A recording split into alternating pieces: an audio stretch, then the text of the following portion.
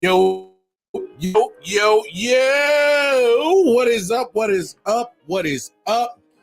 Welcome to another episode of I.O.W. Sports, episode 237.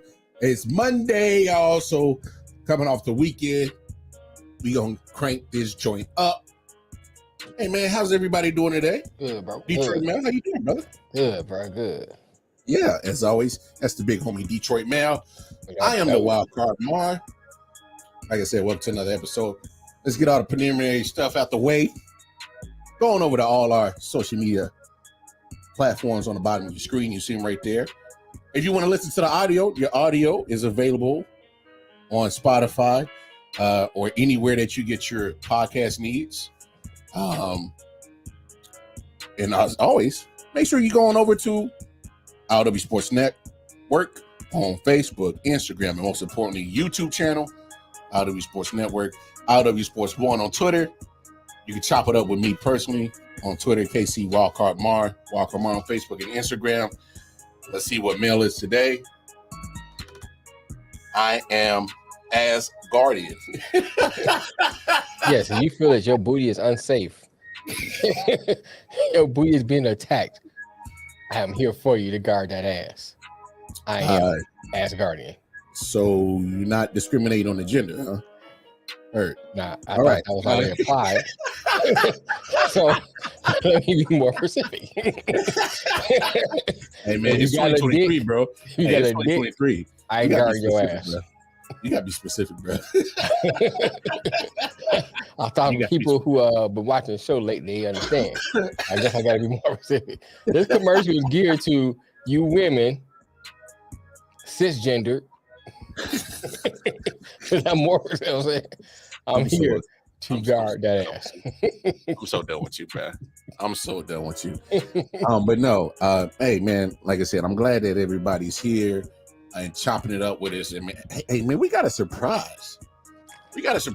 Coming back off his strenuous amounts of colonoscopies. We got the one and only big homie Nick. He's back, y'all, with the clean ass. Nick. What up, Nick? I just want to say, if you call Dr. Asgardian for your colonoscopy, he goes in without a glove and he puts the whole fist in.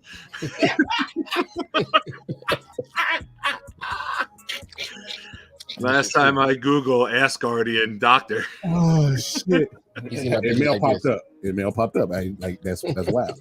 What's up, Got gentlemen? a bag of chips How you doing? All right. Doing good, brother. How you doing, man? Doing good, man. Good. Happy to be back. Good to see you. Good to see you. Oh man, You liar. crazy. Well, my eyes are closed.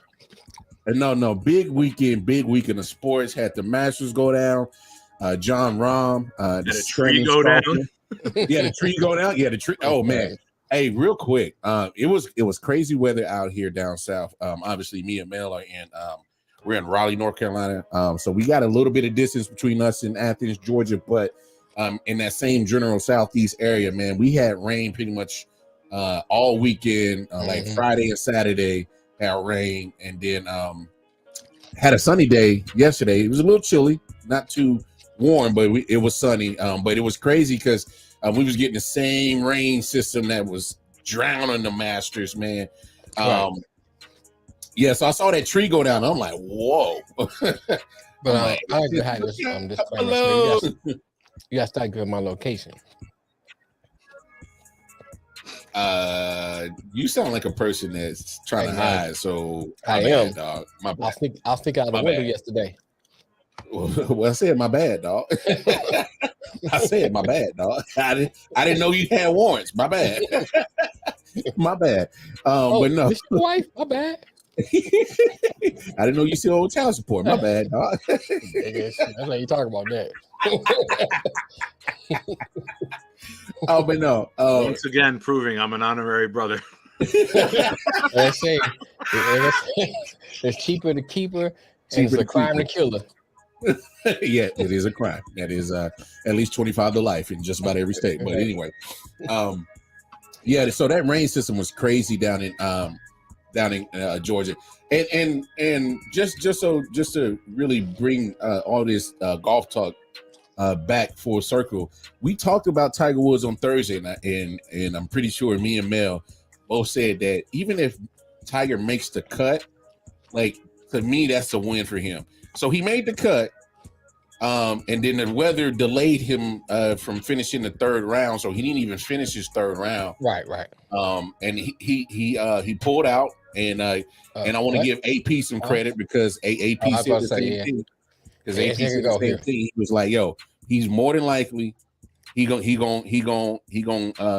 call out because of injury, and then right foot got jacked up, plantar fasciitis that took him out. Man, it's unfortunate, man. It really is unfortunate, man, because it's like you see his name and you're like, man, am I gonna get Tiger Woods? Right. And like we all know that we're not getting that Tiger Woods, right? But just the fact that it's still him, you're still holding out hope that if you just get a glimmer of old school Tiger, like that's enough. And I don't know about y'all. I'm glad he made the cut. To me, that's a victory. But then, like AP called it soon enough. He did. He had to he had to bow out because of injury again. So it's like, damn it, like he had us on the hook, and then all our hopes got killed again the moment he withdrew. So I'm like, I think we're all in agreement. You like stop playing with our emotions, Tiger, and just put the clubs up, bro. Like just go and retire, go and get coaching or something. You got plenty of money, bro. Coach your son, right? There you go. Bro. That's fulfilling though, man. Son, teaching what you know, you can kind of like still be around the sport. I think that's better for him. And you're not worried about swinging on your back, your feet. You ain't worried about all that. His back, knees, and feet are always going to keep acting up on him as long as he continues to play.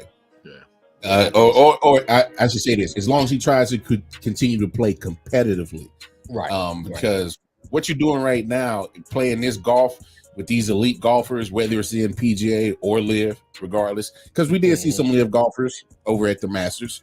By the way, hey, shout out to Phil Mickelson. I didn't see Phil Mickelson coming out of nowhere, dropping a 65 in the fourth round and put himself in second place, and literally came out of nowhere and shot himself up the leaderboard. I saw a stat yesterday. I was watching it at the kid's house. He's the oldest guy to finish in the top 5 ever. Oh, yeah. At 52 years old. Yeah, and 52 years old. Somebody made a joke about Brooks Koepka on Twitter saying how he choked in the fourth round. It's like, this is what happens when you go to the Live Tour and you only play 3 rounds each week. You get to that fourth round, you're not used to it. Yeah, I just want to clarify something for Mel. Earlier, you said how Tiger Woods pulled out. Mel, pulling out is when you voluntarily no. Yeah, I can take some cues from Tiger Woods. What's going on, MJ?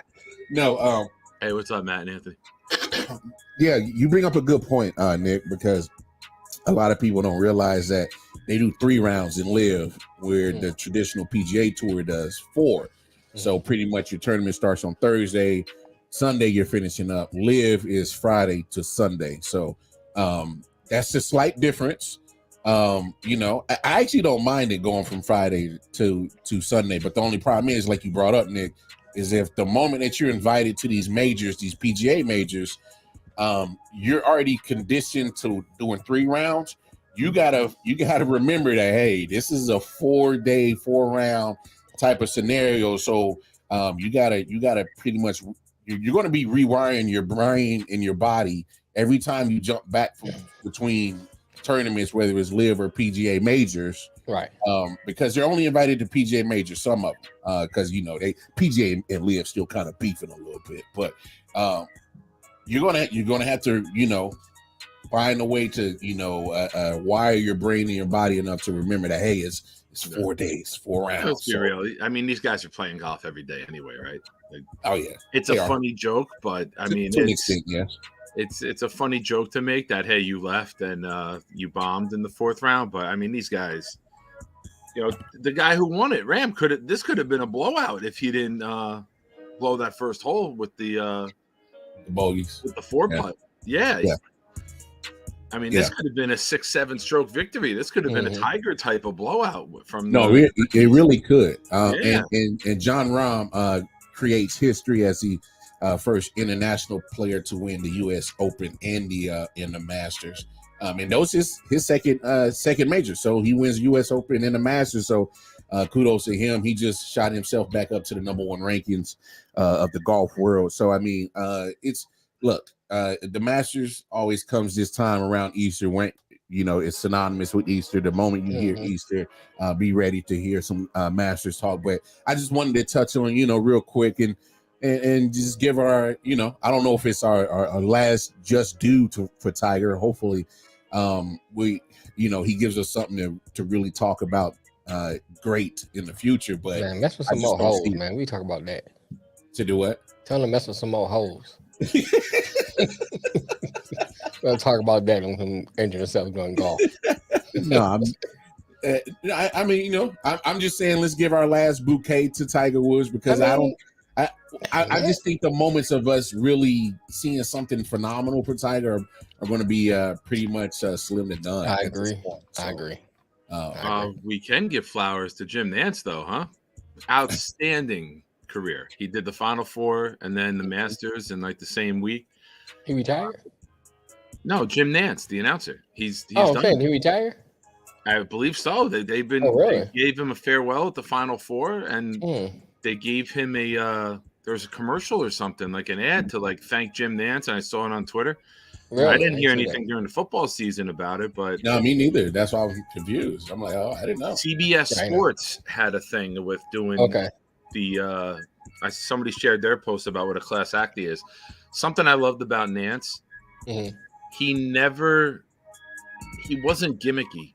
He never made the call about him. He never tried to be bigger than the moment. He always let the moment stand on its own and present it to you. And like the Yankees home run guy, John Sterling. Like he makes the home run call about him. Yeah. He's turned it onto him. Nance's first class. He did take a shot at Kafka yesterday. Did you hear it? No, I didn't hear it. The live tour tried every major network in America, and they all rejected it. They're on CW. Television contract with the CW.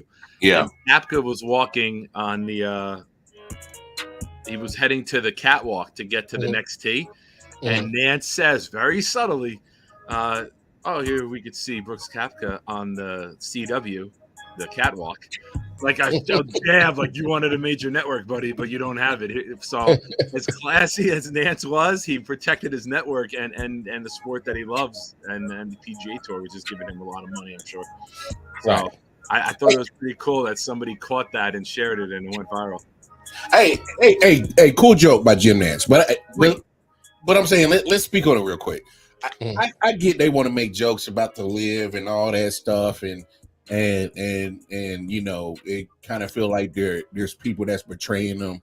And look, at the end of the day, when you got a golfing career, there are two things that most people probably matter, that they think matter to them: winning and getting money. So those pretty much are the only athletes that pretty much exist in all the sports. You either want to win or you want to get money. So let's not be mad at these golfers that they saw an opportunity to take care of their livelihood, take care of them, their finances, right? Provide and stuff like that. Because I'll be honest, you shouldn't take that money. It's Saudi back. So everybody that hands out money and signs checks, they're pure and honest, and they're just the epitome of angels in this world. It's with what we're paying for gas prices. It's American money. It's not Saudi money. It's American money. But at the end of the day, it's like I'm not going to fault those gentlemen that joined the Live golfing tour because it's backed by the Saudis. Like, they saw an opportunity. They're just mad because they're getting paid more. They're getting paid more. They are. Like, don't be mad at the situation and try to make it a morality battle. Like, you're getting money from the Saudis. Okay, so you trying to act like our American government has always been so pure and honest? They get money from the Saudis. The American government get money from the Saudis. You're gonna make a comment like that, Mar, and expect me to stay quiet? Damn you! I'm muting myself because I will not be able to resist that softball you just threw at me. but I'm just saying, it's like we can't sit here and be so upset at people joining another organization of golfing solely based off of who funds it. If that's what you're mad about, then there's a lot of things you could, if you're going to have that energy with that, there's a lot of opportunities just in America alone that you should need to have that same energy with. Right. Well, your golf gear have made in the USA on it. Your golf bag isn't made from overseas. Your clothes are made from overseas. Stop it. Right. Yeah. Stop it. You're just pissed off that you're not getting the major offer. That's what it comes down to. That's what it comes down. I agree. I mean, that's just the future of what the sport going to anyway. You know, and to each its own, right? Some people are brand loyal. Like I buy Nikes. I wouldn't be caught dead in Reebok or Adidas. Like, if I buy something like cheap for mowing the lawn, like a New Balance, that's one thing. Yeah, but I'm brand loyal when it comes to a lot of products. So I understand someone saying, I cut my teeth on the PGA Tour. That's how I came through. That's how I came up. I want to stay with them because they've, through my talents, have allowed me to have the life that I have. I get that. I have no issue with that. But don't shit on someone for taking the offer. Right. You know? I agree. Hey, and well, here's another thing. I think another reason why you look at your PGA enthusiasts and some people in the PGA are getting mad is you look at some of these live golfers that signed the contracts. Of the top 50, at least half of them took the contract. So I can understand when you feel like there's a threat on your product, but at the same time, all it does is make opportunities for other people to move up in the rankings and get better. Oh, we will buy Adidas. I have a lot of check marks in Nick is an honorary brother category. I've never rocked Adidas. That's one that you can just scratch off the list. I've never rocked Adidas. Anything. Skirts, pants, hats, nothing. I don't know, man. No disrespect to Run DMC, of course. No, of course. My Adidas, but I mean, just when you, I guess when you see threats like that, when you see half of your top 50 take the contracts, I can understand you feel threatened. I get it, but at the end of the day, like y'all said, it's an arms race, and there's an opportunity. And what's the weapon of choice is money. I mean, that's just what it is. So let's not be mad if there's an opportunity for other people to get money. Why don't you look at the people who's your governing body in PGA and be like, well, how about we combat it and find a way to, and which they starting to make moves where they can combat that money arms race with live. But I mean, let's be honest. I mean, Phil Mickelson is a well-known name. You couldn't keep him. Brooks Koepka couldn't keep him. A couple other Dustin Johnson, big name. Couldn't keep them.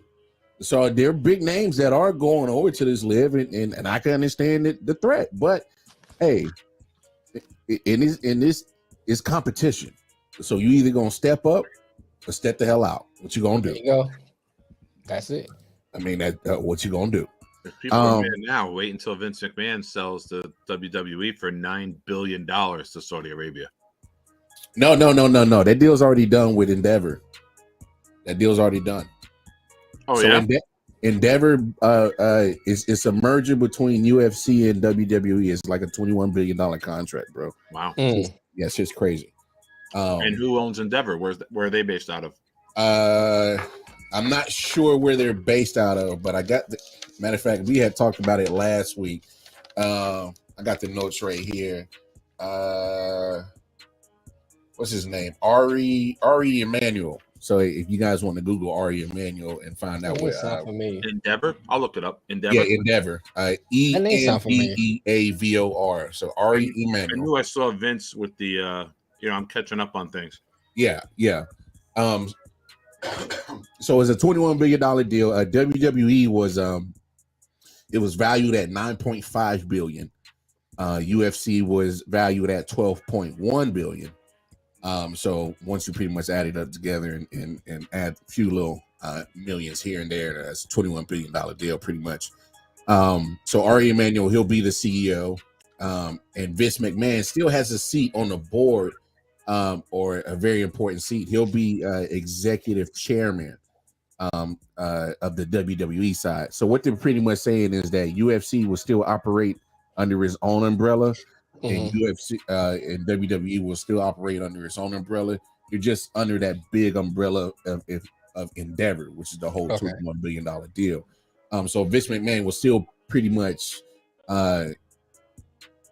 officially still be in charge of WWE. Nick Khan, he'll still serve as WWE president. Dana White, of course, of UFC, he'll remain UFC president as well. So it's still, Yes. I see you, Ant. You're right, dog. You're right. That's good. But no, $21 billion deal. I think it's to me it's a game changer in sports because you look at two entities like UFC and WWE come together under one umbrella. And me and MJ talked about it on the late night show. Mm-hmm. Only thing I'm worried about, only thing I'm concerned about is that keep WWE and UFC. I know y'all saying they're separate, but keep it that way, as in like because I did see that, especially with UFC.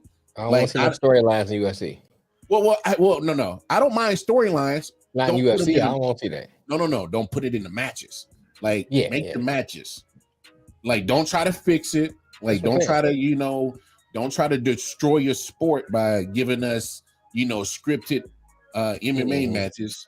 You know what I'm saying? And then all of a sudden, y'all got predetermined winners. Don't give us that because that will kill your sport in a heartbeat. Would you be against if say there's a WWE event? Like one of the used to be called pay-per-views, the premier events, whatever they call them. And then they have like a match or two, to UFC to like cross promote and sell their brand.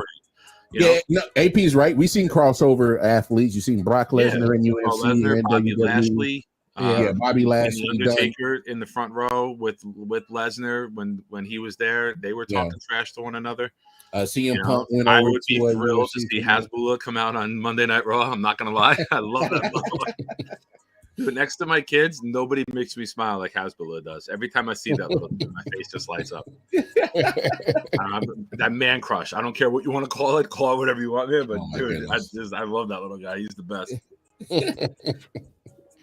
Where did he come from? He just came out of nowhere. Dagestan. Okay, I don't even know where the hell it is. I can give you the whole rundown. We'll do it off air one day. But no, ain't that where old girl from? The chick from the AT&T commercial. Oh, Lily? I think she's from there. Oh no, but Lily. Don't even get me started on her. She got famous because of and now all of a sudden AT&T. She got famous because of AT&T, sir. She got famous for ATT. But she's playing some movies too. She's playing some movies too, and she's a comedian. But all of her Instagram blew up because it was her in like a bikini top one day, and then her in a tight dress with everything exposed. Mm-hmm. And then she got mad because she wasn't her talents weren't being taken seriously. Yeah, I know. I went down there rabbit hole. And now, if you look at the commercials, because she directs the commercials, completely covered up, angles, baggy sweaters, like fuck AT&T. I don't care if Verizon goes down tomorrow. I would rather go back to rotary phones before I go to AT&T. She's taking away joy from my life. Whoa! Slow down with that. We ain't going back to rotary phones. No. Because there's I got no a good way. imagination. I know what the titties look like in my mind. First of all, there's no way I got time to do text message on the rotary phone. I ain't got time for it. I'll do it. You're not getting my money. And all you did was just spell duh, and you already went a half a minute, bro. I'm tired. Shit. Hell yeah. I'd be like, man, fuck, I'm just going to call you. This show would have been over if we had to dial WWE. Right. For real. No, but like, it's like straight up though, but like, and me and MJ had this conversation. I think the only thing with this merger that I wouldn't be mad about is that is if UFC kind of adopted the way that WWE promotes their content and their wrestlers. And I can imagine having more in-depth bios and interviews and more kind of, I guess, promo verbal spats where the fighters go at it and then they come out to the ring with the pyro and got a couple of twerkers and everything, you know what I'm saying, with some dope music. So I can understand that if they incorporate that, but don't start, giving us scripted, predetermined winners, because we would have missed out on like Israel Adesanya, who had the great knockout this past weekend. Like, let that be pure. You know what I'm saying? Like, don't give us no predetermined stuff. Did Stephanie resume her role with the WWE? Because she stepped down because Saudis told Vince that we won't buy the company if there's a female executive. That's why she stepped down out of the blue. Because they were in full negotiations, and that's why she stepped down. That was the rumors. It wasn't said, but the rumors were Saudis weren't going to buy. You know, whenever at first they wouldn't let the women wrestle over there. Then when they did, they had to be covered head to toe. Yeah. That's just out of respect for them. They all looked like the killer bees. They were masked up head to toe, man. You couldn't tell who was who anymore. But I mean, you know, no, Steph stepped down for sure. Paul Levesque, aka Triple H, is still there. He's still pretty much heading everything up. But I mean, and then Shane comes back at WrestleMania, and I can relate. His knee implodes. Oof. Did just like his daddy. Double quad. Yeah. The Royal Rumble double quad. Double quad. John Cena went over the top rope. It blew both of his quads. But no, I mean, what are y'all kind of expectations of this merger with WWE and UFC? Big homie Nick, kind of give me your idea on where you see the direction of that merger going. Two separate entities that are under one corporate umbrella. And you see that a lot now when you have that big merger. I mean, it's more financial stability. You have that larger bankroll to pay, acquire, promote. So I mean, if it's just the ownership changing, like what WWF used to be on, Titan Sports was the name of it, right? Yeah, like the magazines, the toys, everything would be product of Titan Sports. I mean, it didn't change anything, right? When they stopped that, I mean, as long as it's everyday business, just make the product fun again. Let the wrestlers have a personality. That's why I fell off. Like the kids enjoyed watching it, so I watched it. But you know, aside from Paul Heyman, like no one's allowed to speak what they thought of. They're giving what to say. And I think that you lose the reality of it. And that was what was fun with wrestling for a long time, is that you felt like that shit. And I tell you why, Nick, is because at that point in time, it was necessary, because that was like almost not just a change in their content, but that was like a change in society's content and what was being allowed. Now that you see that everything is more PC, you must say this, you must say that, you got to be not just that too. They went publicly traded. When you're publicly traded, the best time you have someone giving off the fingers, hugging beers, and hitting women. Yeah, that's going to affect stock, right? It was all about the bottom dollar at that point. And you got and to reiterate that, which you bring up a good point.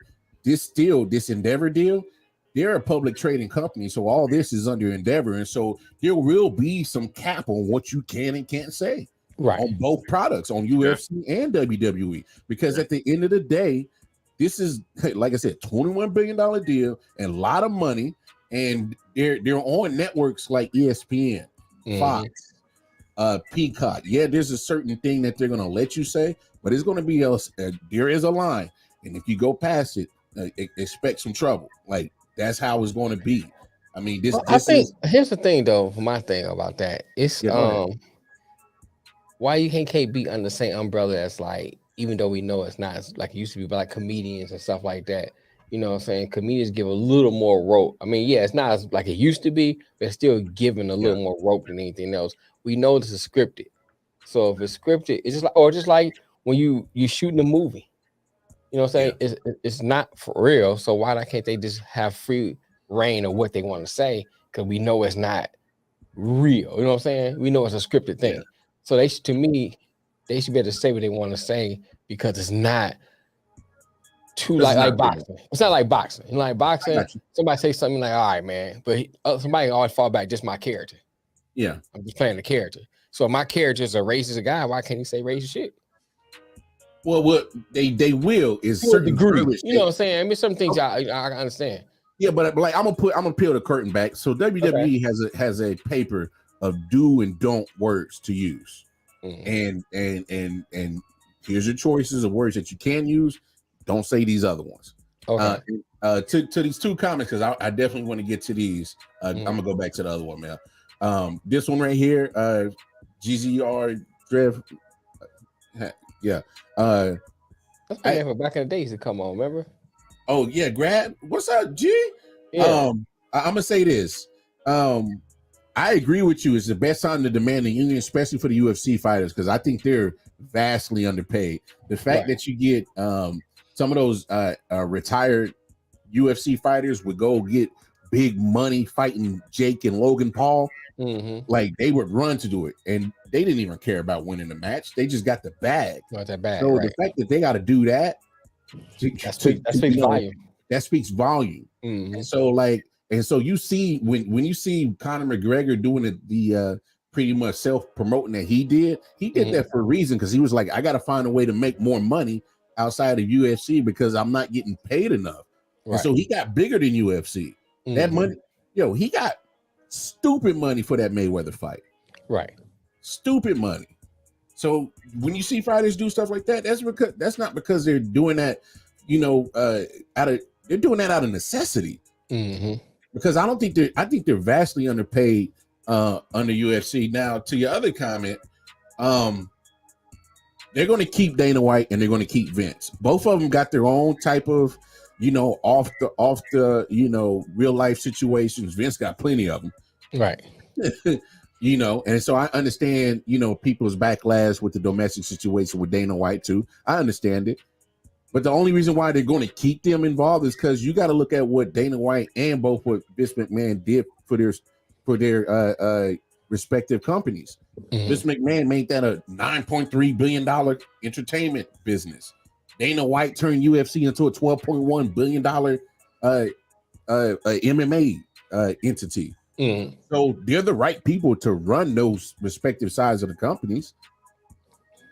I don't disagree with it, but it is what it is. I don't disagree with that. I mean, you got to think from a business standpoint, and you can't look at it from American ideology, because if it's a Saudi company, their ideology is totally different than what we are.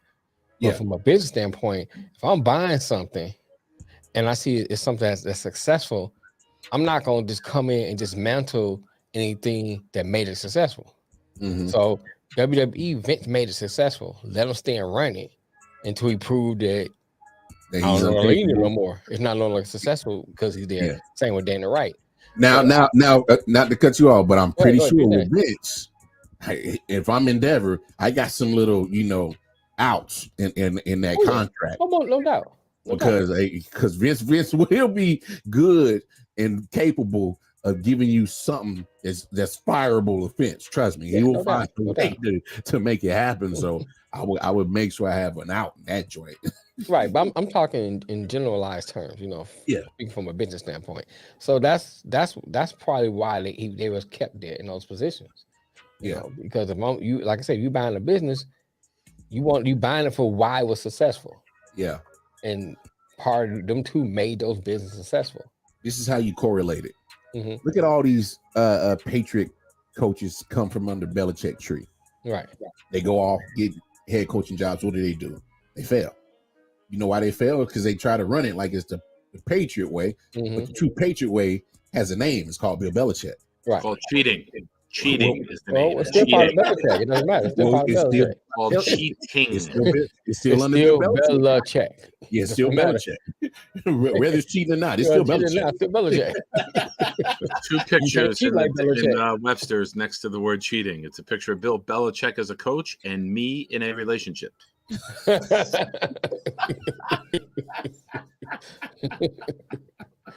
I can't, bro.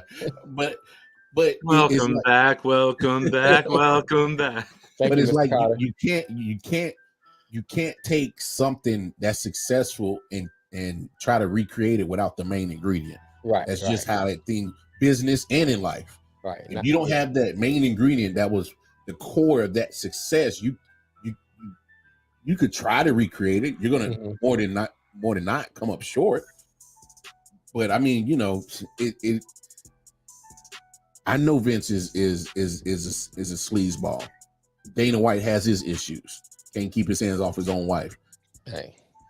But I will say this. I saw the video. She swung at him. I I get why he swung back, but that's your wife. So my thing is, I don't know why you just couldn't like grab her and like hold her.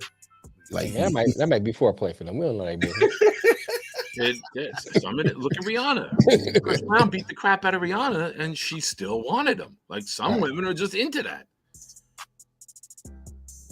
Hey man, but hey, I'm like you. My thing is if I'm trying to run a successful business, I'm going to at least keep the people that made it successful until I can find a person that can either take it to a new heights. So there you go. Until you find that person, you need it until you not need no more. Yeah, that's how it is. That's exactly. Hey, you hit it right on the head. You need them until you don't need them no more. So, wait, what you say? Sounds like a proposal for Mr. Ass Guardian. He said Ray Rice is saying this some bullshit.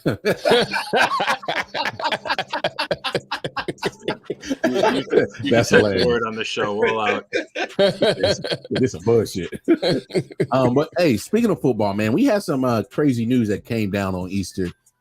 By the way, I hope everybody enjoyed the Easter. I unfortunately had to work, and that was some bullshit too. But anyway, right. Yeah. So OBJ, Odell Beckham Jr. Finally gets a contract. It's a 1-year deal from the Baltimore Ravens. It can be up to 18 million, 15 million guaranteed. I think it was like 13 something base guaranteed, and then it was like 1 point something signing bonus. 13.6 guaranteed, 1.665 signing bonus, and then 3 million for incentives. It can end up being a little bit more than 18. Yeah. So Detroit Mail, man, talk to us, man. Like the deal? I mean, like I said a while back, when it came to Beckham, if you're a team, no matter what team you have to consider taking him and how you're gonna fit in your team. Now you look at it from this standpoint. One, I say, does mean Lamar's not going anywhere? I don't think so. That's why they went and got him. They were FaceTime and celebrating last night, and they were out of club together. Yeah, so I mean, well, last time Odell back was at the club, he had Justin Bieber sucking his dick. That's a whole other story. Whoa. But allegedly, he allegedly had his mouth on his penis. Allegedly, yeah, we saying allegedly because we ain't getting sued on this year.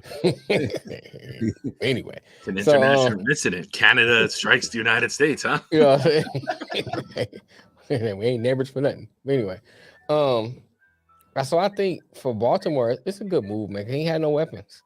And you look at Odell. Still got no weapons. No, but here's the thing. I knew you were going to say that. But here's the thing. If you look at that Super Bowl, the Rams might not won that Super Bowl without Odell. He made a couple key plays there. I can agree with you on that. So I still think he has something to give to the Ravens. I still think they need more than Odell Beckham. But, he still has something he can give to the Ravens. Another decent receiver. I think Lamar has weapon. He has no excuses after that. Pick it up in the draft or something in free agency, however you want to do it. You give him another decent receiver. He has no excuse. Because no matter what, you still have to account for Odell if he stays healthy. That's the key. Him staying healthy. And if you are a defense, you have to account for where he's at on the field. He's king of the slant. He hit that all day long. Here's a caveat that I want to throw in here. This will be a new offense because they got a new offensive coordinator came from Georgia. Remind me who he is, nigga, if you can remember the new OC. Georgia? Yeah, the new offensive coordinator in Baltimore that came from Georgia.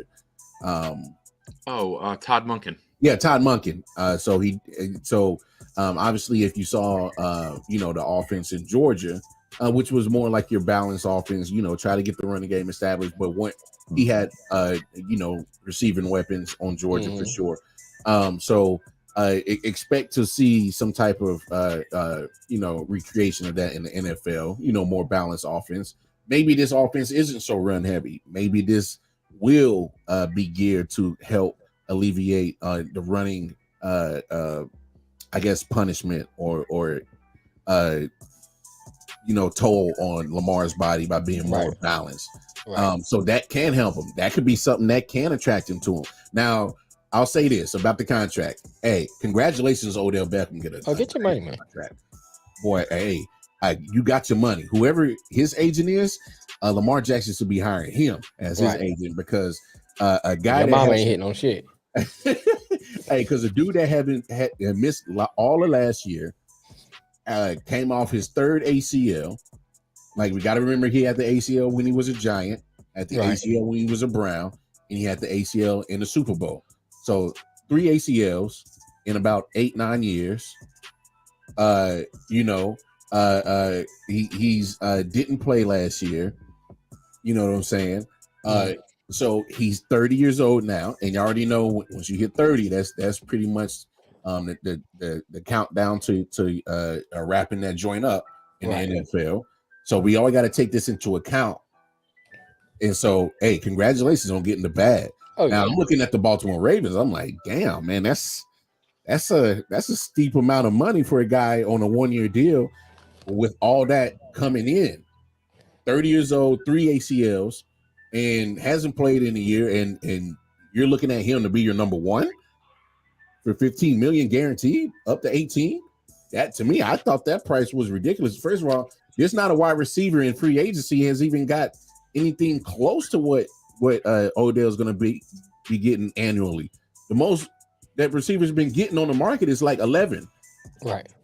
Like Alan Lazard goes to the Jets on a 4-year, 22, 44. $24 million contract. No, 44. 44. My bad, 44. So it's like annually 24 guaranteed. Yeah. So 11 annually. So it's like he got above the market value for what wide receivers are getting in this free agency. That's pretty much been dead for that position. Jump in here, Big Nick. What you think about that deal, man? Go ahead. Desperate times call for desperate measures. When the Baltimore and the Patriots might be the 2 worst teams in the NFL trying to draft a receiver, the Baltimore Ravens are the only team in NFL history to not have a receiver make the Pro Bowl. Ever. They're not a passing team. They haven't been able to get. I mean, they had Steve Smith at the end of his career. They had Bolden, right, at the end of his career. Mm-hmm. Yeah. They've taken guys on past their primes and tried to rejuvenate them. I look at Odell in 1 year, $18 million. He called the Jets up because he was supposed to meet with the Jets today. Yeah. And said, I got this offer. And they were like, go ahead. We're giving you $18 million for what, a 4th wide receiver, a 3rd wide receiver? Yes, he was very good with the Rams. He was a model citizen. He was a great teammate. I still remember the show we did. I said it's going to take him a couple weeks to adjust and adapt to the system. But when you got Cooper Kupp having a record-breaking season and you have opportunities for you. Robert Woods got hurt, and then they had Jefferson. That's why they brought him in. Or they brought him in on Thursday, and Woods tore his knee Friday, right? Because it was supposed to be the 3 of them. Yeah. And, I'll never forget that Thursday we did that show, and then that happened that night or the next day with Woods. I mean, it's desperate, man. It reeks of desperation. You have a guy who hasn't played in a year. You had a guy who's got 2 ACL injuries. You don't have a clear-cut number one. He's not a number one. Yeah. I saw an interesting stat. He hasn't had more than 6 touchdowns in a season since 2016. He ain't playing long enough. That's what I'm saying. Like, this guy is the epitome of flash and no substance. So, I mean, all right, it don't move the wind needle for me. You got Bateman. You can't stay healthy. No, he's got 800 yards in 2 years. You got Andrews. That team's run game and tight end. And that's why when you look at all the elite teams in the AFC, look at the Bills. They got Diggs. And that's it. It ain't good enough. You look at Kelsey and whoever. Okay, Davis has been starting to emerge. You have multiple threats on every team. You look at the Bengals trio. That's why Jets fans were interested in Beckham, but it was as a 3, not as a 1. Garrett Wilson's the man in New York. If you have Lazard at 6'5" on the other side, and then you toy around with Beckham, picking apart his zone with his knowledge, okay. But 1 year, $5 million flyer, I was fine with if he wanted to come here but 18 million, all right, good luck to you, man. You know what's crazy? I know the Cowboys ought to pull the trigger on this, but if I was the Ravens, I would have been in on the Brandon Cooks trade because I've compared those two careers, and you'll be surprised how Brandon Cooks' career has measured up to OBJ's. Now OBJ got at least 5,000 yard seasons out of 8, and if you look at Brandon Cooks' numbers, he's doing just about the same production. Oh, and Jesus. And I'm sitting here looking at, I don't know why they didn't go after Brandon Cooks. And look, I just don't for that price tag that they gave OBJ. I think that wasn't the wisest of business decisions, because you're still trying to figure out what you're going to do with Lamar. And when it comes to that, I don't think that's enough to keep him there. I just don't. You're literally relying on OBJ. You're relying on often injured Bateman. You're relying on just Mark Andrews to keep me there. That's still not enough. Like, to Nick's point, look at your other team. Cincinnati has a trio of wide receivers right there. A trio. Mm-hmm. Like, you got receiving options in Kansas City with Kelsey, and it don't even matter who you got at wide receiver at this point. I mean, look at the Bills. You got Diggs, you got Davis. That 15 million was fully guaranteed. Yeah, fully guaranteed. So I mean, I'm happy for OBJ, but I don't think that was smart business wise for that amount of contract for a guy with what we talked about, what he's got going against himself in his career right now, at the point that he's at in his career. I'm not saying that he can't be productive. I'm not saying that, because I think, like, to your point, Mel. Yeah, to your point, Mel, he still got something in the tank. Yes. My point was that you can't. He still needs somebody over there. That's all I was saying, but I just don't think, like, I hear a lot of people saying, well, he ain't nothing. No, I ain't saying that. I hear a lot of people saying that. No. I didn't get a chance to get into the money part. But it's like, but I hear a lot of people like, oh, he's garbage. I hear a lot of people saying that. That's more speaking to that. But the other part of my point too was like, they need somebody else. Oh yeah, but you're gonna have to keep. They had a true number one with him on that team. I think it helps because you still have to account for OBJ. Still have to account for him. If he stays healthy. That's the whole thing too. That's another caveat. It's like, every team he's been on, he's been injured. Yeah. Been injured on the Giants, been injured on the Browns, been injured on the Rams. Right. So, I mean, let's be real. He's ruptured 2 ACLs and got an $18 million deal. That means I'm worth $9 million. Because I got a ruptured ACL still. It hasn't been repaired yet. So, Ravens, I'm available. Shit in the tank. I mean, I'm with AP. I ain't never heard of you getting hurt and you still find a way to get the bag. I mean, like I said, I'm not mad at OBJ for getting his money. Oh yeah, I ain't mad at him for getting his money. Get your money, man. I'm just looking at the Ravens and I'm like, if you're thinking you're going to compete in the AFC and keep Lamar Jackson off of that. Well, Nick said it though. Like Nick said, the Ravens are not good when it comes to business. They can't draft the receiver. They can find. They can't go to come to business because the fact they can find offensive linemen, they can find a tight end, but they cannot draft a wide receiver. They tried. Well, I'm just talking about. They tried Bateman. They tried bringing in Watkins. Right. Is it the quarterback, and that's why the receivers are failing? Yeah, but what came first, right? The chicken or the egg? Because we know Melo. I don't know. If you go into your point though, if you're saying that the receivers are not great, how can it be the quarterback? Well, if you're not having success in the passing game, and it's been a lot of receivers attempted, that's a narrative that you can discuss. Right? I'm not saying it is, because you'd have to have another starting quality quarterback there to win with those, to succeed and put up good numbers with those guys and evolve the passing game. So, like I'm saying, it's like, what's the issue? Is it they can't? I don't know, man. I just quarterback not make the receivers better than they are. Because a good point guard in basketball can make you a better scorer by getting you the ball on time and allowing you to hit those shots. Jason Kidd made people better than they were, I think. True. Kerry Kittles and Keith Van Horn would have been shit elsewhere. They were very good when Jason Kidd was getting them the ball.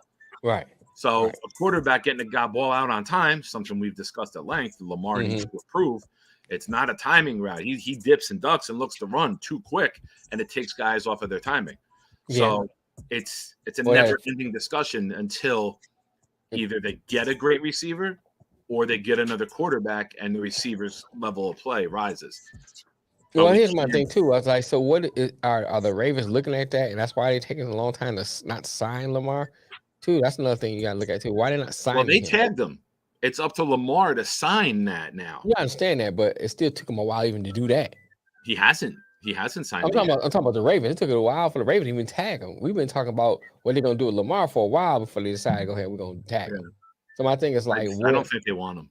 I think they would consider it a blessing to get the 2-1s. And if somebody came and scooped Lamar up, I think they would be happy moving on, recouping those draft picks. I really do. Well, I don't disagree with that, but I'm still looking at them. Why sign OBJ to all this money? You don't even know who you're gonna get. Because now you're trying to make Lamar happy because no offers have come in for Lamar, right? So now you're like, shit, we got to run it back. All right, let's go. We gave it a month. Nobody made him an offer. Now we gotta do this. If I'm the Ravens, I'm waiting till after the draft. I still think the offer's coming. You don't know what. Some people might wait till the draft. Some people might wait. You think about it like this: if I'm a team, if I can't get the quarterback I want in the draft. So I might be looking at a Stroud, I'm looking at a Young, or whoever the quarterback may be, and I can't get him. I say, well, shit, let's go ahead and get Lamar. You know what I'm saying? He might be my number 3 down the list. I'm gonna wait and see what I can get first. It's not a bad option at number 3, though.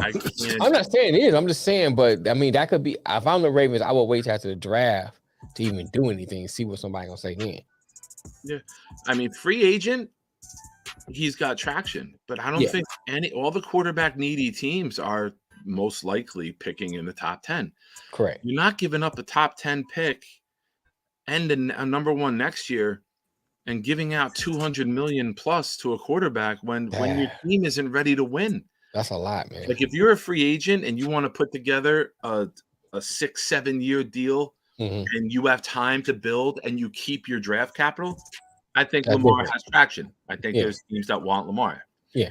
I can't give a guy 250 and to give that team 2-1s because now I can't build around the guy I just put all this money into. That's what I think. I really believe that a couple of shows ago, Lamar could be the Le'Veon Bell of quarterbacks. I think he might mismanage his career so poorly that he just goes into obscurity and is boxing in 2 years. Boxing. I feel bad for the guy. He's got bad advice, whether he's doing this on his own or his advisors. Get a fucking agent. This is what they do. They take the bullets for you so you don't get hit and you don't get your feelings hurt. We're in a generation where people live in their feelings. You shouldn't have to do that on your own. That's why you made yourself a success. And I think that's one of the problems too. I see with a lot of these younger athletes. It's no knock against his mom, but your mom is not in the business. Your mom loves you too much to take those bullets for you. And you very quickly say, if they don't love my baby like I do, fuck them. We're going to go elsewhere. Oh, shit. I already told them to go fuck themselves. They're screwed. You know what I mean? You need somebody who it's business. You need somebody that's objective. Yeah, right. That's objective. They're more about, okay, I know the business. I'm about business. I'm have your best interest, but still business. Well, your mom is emotionally attached to it. 100%. You talk shit about a mama son, right? Or vice versa. You say something to his mom he don't like, he gets upset and say something that throws the deal off. Yeah, it's too much emotion involved. Hey, keep quiet. You don't deserve to talk to this kid. You don't know what you're talking about. Now, something like, I'm not saying the Ravens said that. Right. But I mean, you're not. You didn't go to school for it. You're not educated for it. You're not built for it. You're too emotional and passionate about your son to realize the business side of it. You want what you want because you want to get it instead of knowing how to get it. Because you're not school. Hey, listen, you could tell me how to build a building, but I'm not going to go there and be able to successfully do it after just someone telling me, hey, we need steel and concrete. Okay. You know what I mean? The shit's gonna crumble. It's gonna fall because Right. I don't know how to build the foundation. You know what I'm saying? Correct. Kind of like a theory, an analogy for my life too. And on that note, I gotta pee. I'll be right back. I mean, what I'm gonna say this. Shit, I had to pee too, but I wait to come back. I have no issue with the way Lamar is going about it at all, but he has to be willing to understand that at the end of the day, the NFL is going to operate how they operate, and at the end of the day, the Ravens are going to make a decision, and you either got to be okay with it, morally and personally wise, and accept it, or if you don't accept it, I mean, I hope it don't come out to a Le'Veon Bell situation where he has to sit out, because I don't think that does anything good for his stock for getting a job or the bag. Even to what Matt said, and this, no, it's not knocking against what you're saying, Matt, but I'm just using that as an example. But if she saw you getting a contract, Matt, I bet you still she'd be involved with that. Yeah. Because it's all about, it's still an emotional attachment, even though it's not emotionally attached to how she feel about you, it's emotionally attached to I'm getting this money. So it still wouldn't work because of it's too close of a personal relationship, regardless if it's a close relationship or not.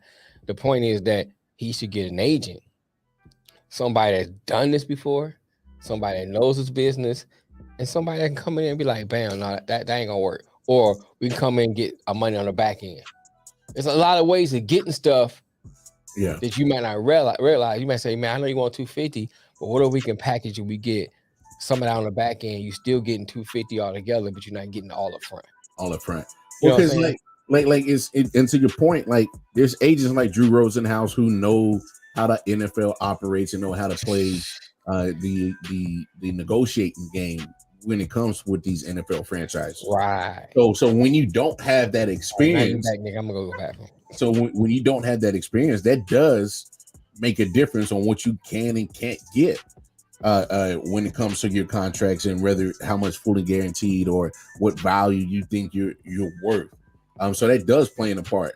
But at the end of the day, if that's his decision to have his mother represent him, that's all fine and up to him. He just has to be willing to be okay with the outcome. And unfortunately, I'm a realist. The fact that his mother is not a person who's in a regular circle of negotiating NFL contracts, she's an outsider to them. So there's going to be a different type of treatment. And at the end of the day, he's going to have to be okay with, there's going to be some stuff he ain't going to like to hear, he don't want to hear, but it's just going to be the facts on how the NFL and these franchises do business. And you're going to have to be okay because of the route that you're taking of the outcome, whether it's favorable or not. You're going to have to be okay with it. And Matt makes a good point. That's you can give her a role, a business manager, something like that. Yeah. For any business inquiries, contact, and give her a business email. But it's really bad business. And I think it was a cute way of trying to get his mom a large payment, knowing that when this contract, if it got done, that would be a massive gift for his mother. Say for $250 million deal, you get what 10%, 6 to 8, whatever it is, because his mama, he might go 10. That's what I'm saying. She's getting a $20 million tax-free gift. Well, not tax-free, but she'd have to pay it out of her money. But you're getting $20 million, on that deal. So, but Matt, my point exactly. That's why I'm not building buildings. Yeah. Like you helped me make my point more, loud. But hey, man, this wait a second. Because if look, I'll say it like this. If there's like Michael Jordan, for instance, I would send my son, if I ever had a son, I would send him to him and learn how to play basketball from Michael Jordan. But I would not send my son how to run a basketball franchise from Michael Jordan. If that's the perfect analogy. Yeah, that's a perfect analogy. You know what I'm saying? Like people have roles and people have positions that they can do well, and they have strengths. People have weaknesses. We both have them. We all have them. There's some things that I'm going to be better at than other folks. There's going to be in some aspects that other people are better than I am at. It just you just got to find a way to understand that, hey, when it comes to negotiating these contracts, I need somebody that knows how to negotiate with these franchises to maximize my money. Right. You want Drew Rosenhaus going in and making a deal for you, right? Like, guy's a scumbag, but he gets his clients paid. That's what you want. Yeah. You want the guy who has the research team and the analytics and the analysis and the track record. Right. You don't want mama going in with a meatloaf saying, "Hey boys, can we just pay my son?" Like, man, damn, this good meatloaf. Hey, I love meatloaf. That's why that was the food I referenced. Mel's AJ's Bill Cosby pudding pie.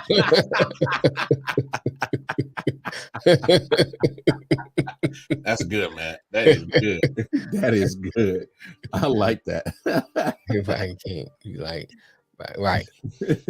I don't know what Lamar went to school for, or if it was, some guys go to school to eventually be their own agent, and they're successful with it because you don't hear the drama. Mm-hmm. Gets his deal, like Bobby Wagner got a deal with the Rams, lightning quick. There was no drama about it. No, he went back to Seahawks. Bobby Wagner went back to Seahawks. He was. You talking about the Rams? Oh yeah. But no, he signed back with the Seahawks. Yeah, he went back. Went back. It's like, okay, we're better with Geno than we were with Wilson. All right, I'm back. My bad. Had to go cop a ring real quick. I'm back. Oh, I didn't know Bobby was his own agent. I didn't know that. Hey, real quick, I don't know about y'all. I know there's been transactions here and there throughout the NFL in the offseason leading up to the draft. I don't know about y'all, but I think the Bills are set up for a step back this year. Big time. Oh yeah. Big time. Their window closed. I totally agree. I think they're a third place team this year. Now I'm saying this now, pre-draft.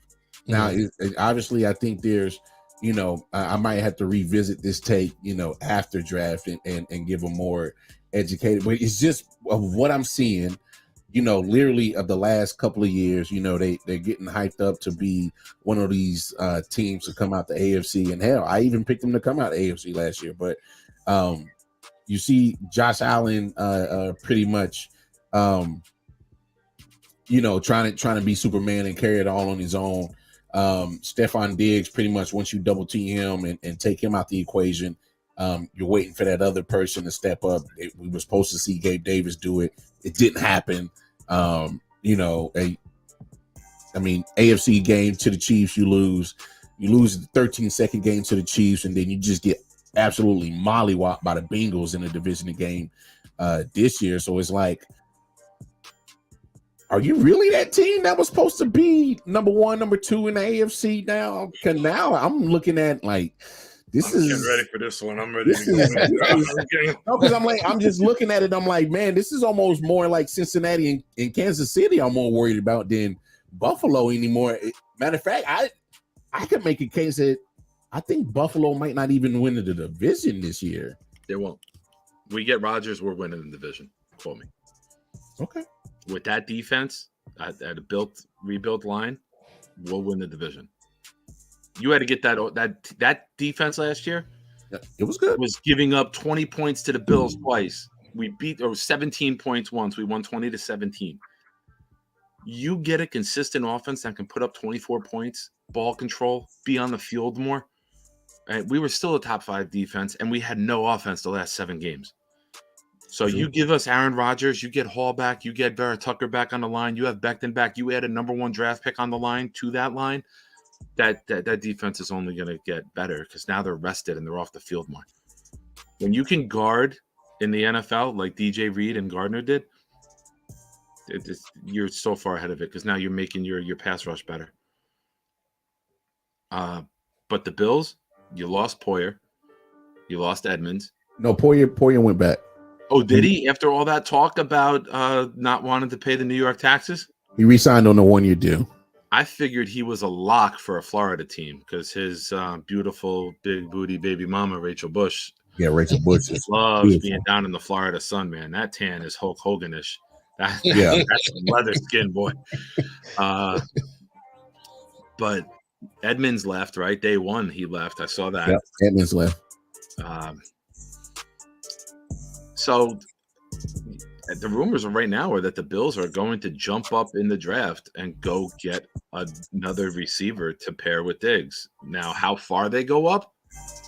Oh, but your window's closing, man, because you're going to have to start paying or letting go of the offensive and defensive linemen that you've drafted. Mm-hmm.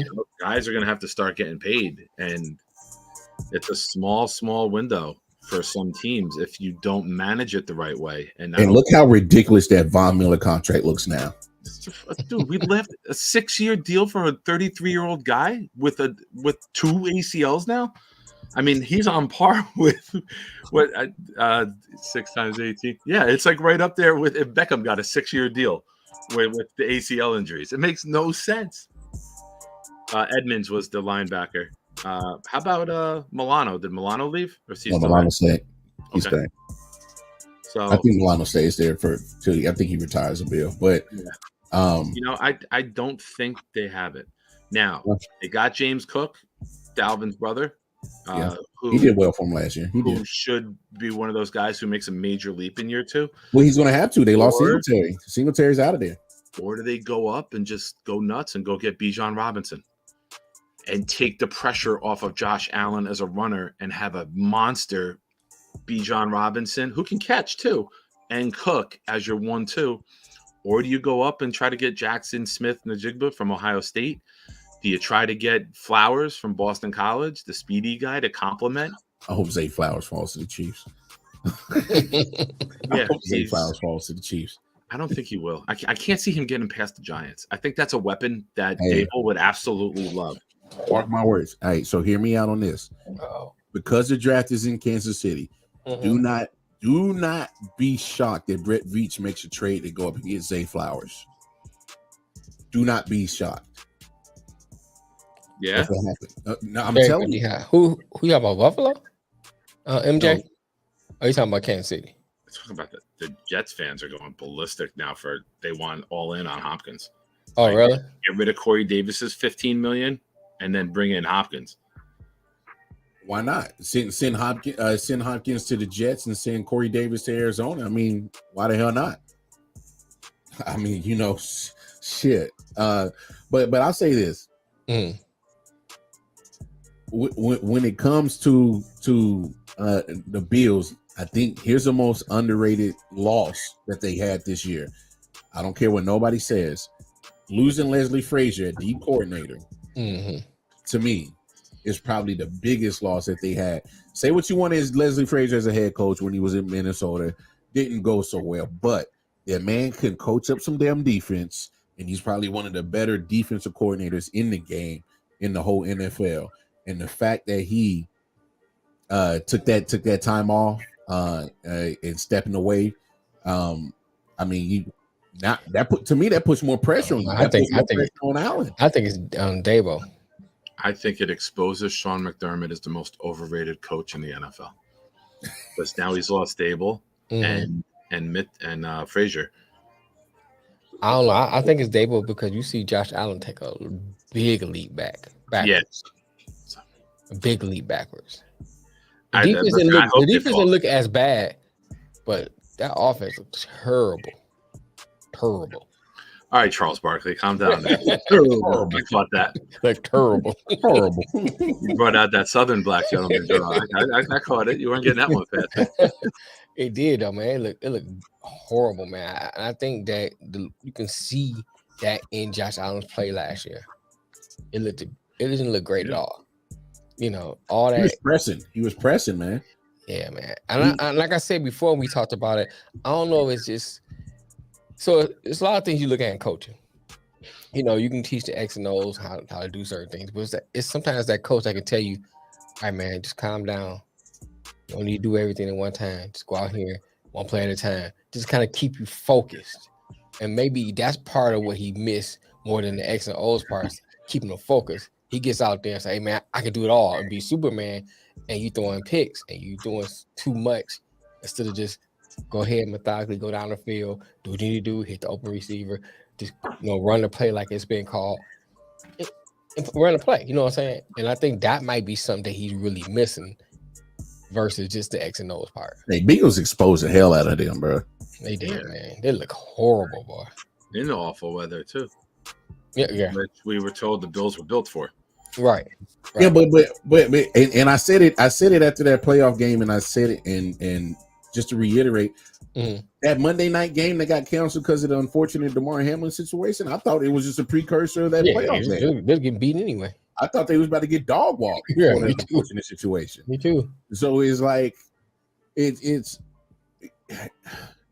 as physical as they want to portray they are. They're too finesse on the offensive side. They're not balanced enough.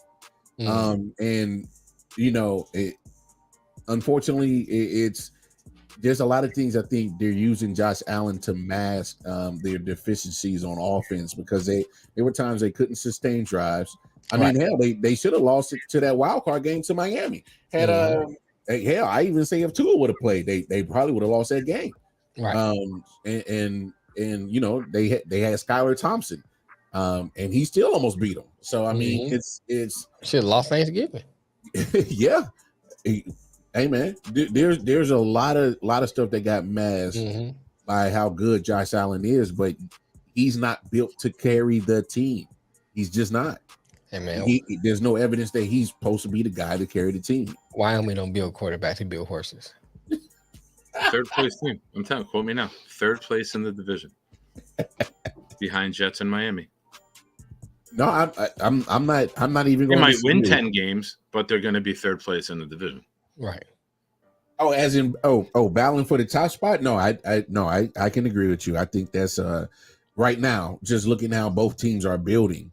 Because you can see Miami adding pieces. You go get Jalen Ramsey to help you out on your back end or defensive side.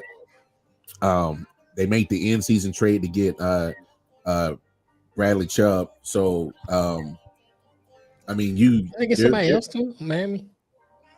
I can't remember. I think I got rid of Gesicki though. Yeah, Gesicki. I was shocked by that. I was too. I was actually shocked that Gesicki went to the Patriots. Of all teams, they have enough tight ends. They have Hunter Henry. They got Jonnu Smith. No, Jonnu Smith went to Atlanta. They traded him to Atlanta. That's right. So it's Gesicki and Hunter Henry that's going to be up there. The two tight end set. You know, Bill loves his tight end, so because he can't get receivers. He trying to get another killer over there. No, take a camera in when you got a tight end. Now his best receiver that he went and got was Juju. Gave him $11 million a year. Gosh, overpaid. Anyway, speaking of overpaid, yeah, it's just I don't know. I can't believe in them. I don't. I think the Patriots or the Bills? Both. I think they're the third and fourth place teams. I think Mac Jones is dog shit. That's a compliment. I think he's dog shit.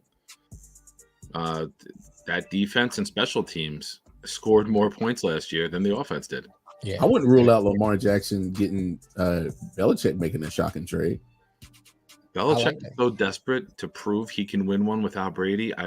He would put Satan at quarterback right now with Hitler in the backfield if you could guarantee him one more Super Bowl.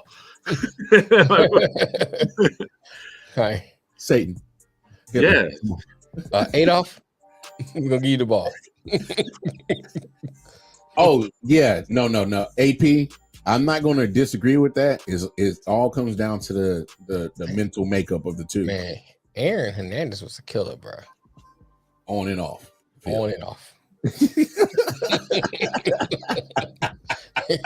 Right there, he better than Gronk. Not alone. No, AP, I ain't even going on cap with you. I'm telling you, I agree with you. I think Aaron solid wide receiver. Hillary Clinton at tight end. All the greatest murderers of all time. Fullback. But no. Aaron Hernandez had to give. He just because he was more like he was a receiver and tight end body. Yeah, he was. Man, he got Brady out a lot of situations, bro. Brady throw it up and then just catch it. Did you ever see the breakdown of the Florida Gator team? Like all like the people all locked up. Like Like Tim Tebow couldn't save that team. Like Right. Right. Percy Harvin was on that squad. Yep. Cam Newton was on that squad. You had both Pouncey brothers. Mm-hmm. You had Aaron Hernandez. Right, that's a water boy. Right. Who else was on that squad? Man, you had hella people that was on that two-time national championship squad that ended up making it to the team was insane. Matt, you and I might be enemies for a couple months, man. There's a lot of rumors that the NFL schedule, the opening Monday night game, 9/11, is going to be Jets and Giants. That'll be dope. I mean, how can you not have that game? Like, if we land Aaron Rodgers, you got Rodgers in primetime opening weekend. You have the Giants coming off of a playoff run, so it's a quality matchup. We haven't been able to do it last couple of years when 9/11 was on a weekend because we're both dog shit. But I mean, 9/11, in New York, Monday night football. Speak for yourself. Giants made the playoffs. No.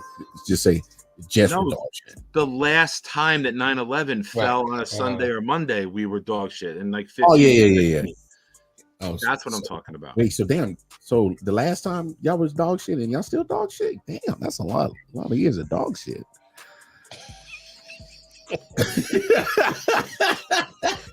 The look on trying not face. to smile. I wanted to make it look priceless. Like my connection froze. Speaking of dog shit, I like that Kansas City Royals hat. That looks good.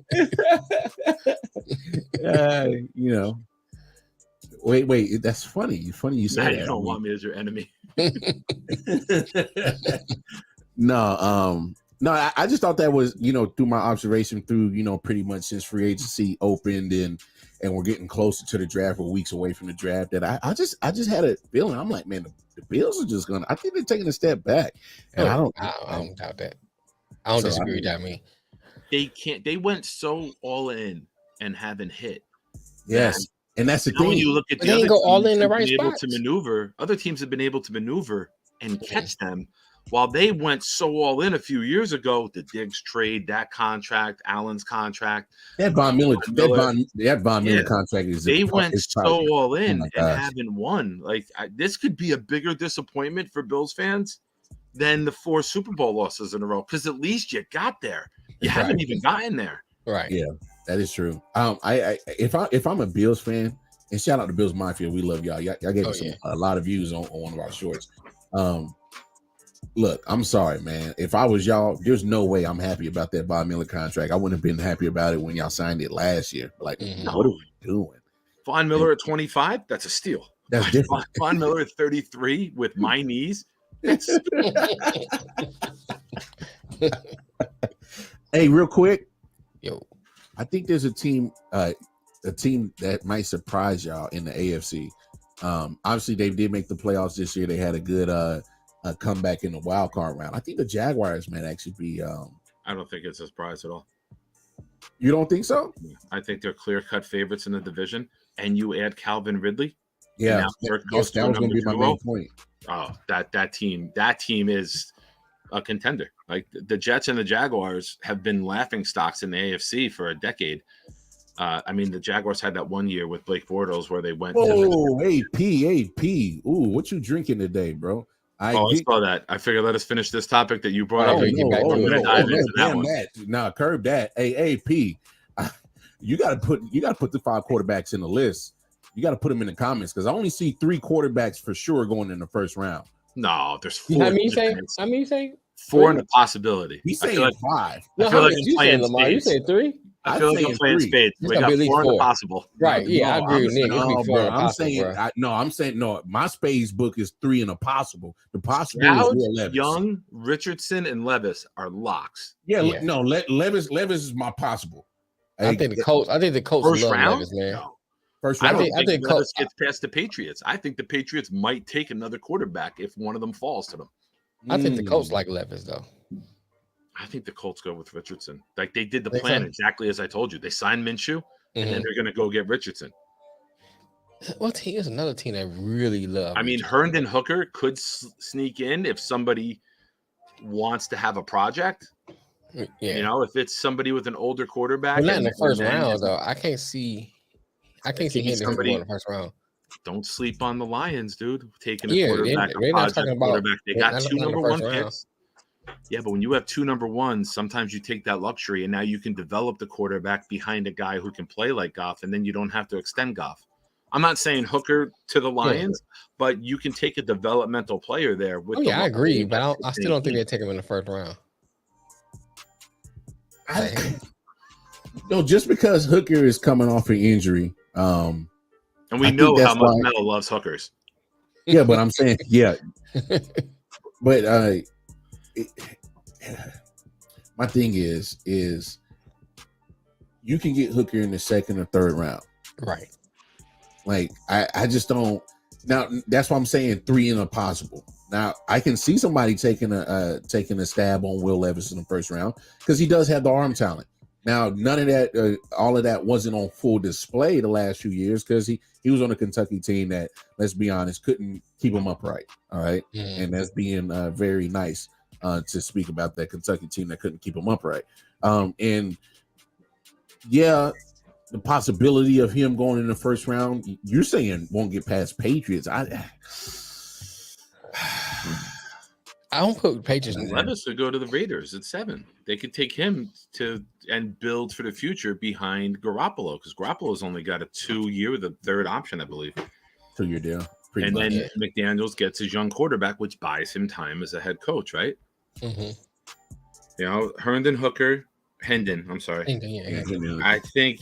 I think is a mid-second rounder, but I wouldn't be surprised if somebody gambled. Don't forget when Lamar came out, Lamar was projected in the second round, and the Ravens traded back up into 1 to get him. Yeah, late first round too. I can't see Tanner McKee going. No. Jaron Hall, BYU. I mean, but I really think you're gonna get. I think you're gonna get the 5 in round 1. Really? And I hope they all go early because that means a better lineman is sliding down. That means Will Levis. Will Levis. What the hell? Now I will say this. I will say this. If you keep Jalen Carter next to Hutchinson, if Carter falls. See, I don't see, but it's saying they might not take Jalen Carter, man. Of course. Why would you not? But you can't pinch that talent. Yeah, that's what I was about to say. I'm with Nick on this one. There's no way. You want to build a monster defense, you put Jalen Carter and Hutchinson next to each other. I love Tyree Wilson. Tyree Wilson. As much as I love Will Anderson, the prospect, and the player, the person, Wilson is my number 1 guy. And he's more versatile than Anderson. He could be the more impactful guy. And if I have Hutchinson and Wilson going in a conference where there's not many great quarterbacks and a team like the Lions can make a run. I don't disagree with that. I think you take the D lineman or the way it's set up now, one of those 2 will fall to the Lions. So they just have to pick who they want. I mean, you get the first 3. Stroud and Young are going to go 1 and 2, whichever. Somebody going to trade up. Somebody going to trade up with Arizona's eating it. And then the NFL page tweeted out today that multiple teams have been in talks with the Cardinals. So that means somebody, whether it's the Colts moving up 1 spot, want to solidify that next quarterback. Right. So then you have 3 quarterbacks gone. Now you got Will Anderson possibly to the Cardinals at 4. At 5, you got Seattle. Do they move out because somebody panics and wants to come up and get Levis and get that 4th quarterback before somebody else does? And then you're at 6. So you're going to end up with Anderson, Carter, or Wilson. Right. And you go add that to Hutchinson. That's a phenomenal start to building. And what they already got too in free agency. Yeah, you got a great line. You got 2 good tackles. You got everyone forgets about Jameson Williams. They're so fascinated with St. Brown.